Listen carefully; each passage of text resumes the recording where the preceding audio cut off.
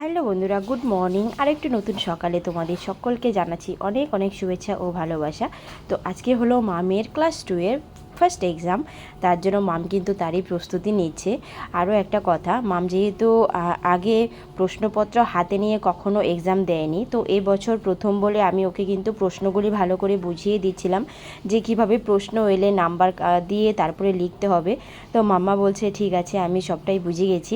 তো মাম্মা দেখো খুব সুন্দর করে কিন্তু নিজের মতো করে প্রশ্নগুলি বুঝে নিচ্ছে।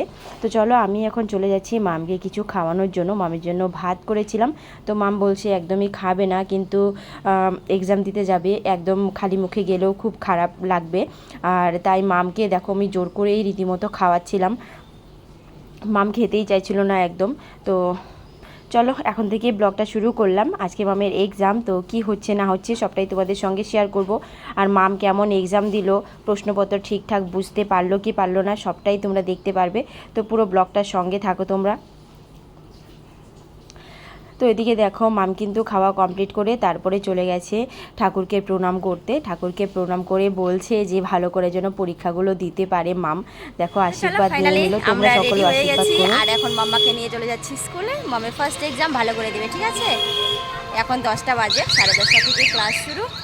তো চলো এখন টিফিন নিয়ে নিলাম, এখন স্কুলে যাচ্ছি, পরে বাকি কথা স্কুলে গিয়ে হবে। তো মামের ফাইনালি এক্সাম শেষ। মাম্মা কেমন হয়েছে? ভালো। ভালো দিয়েছো? কেমন কোশ্চেন কেমন আসছিল? অনেক সহজ? হ্যাঁ,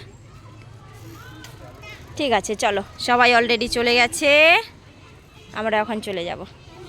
রুই কেমন হলো পরীক্ষা? সব লিখছো? হ্যাঁ।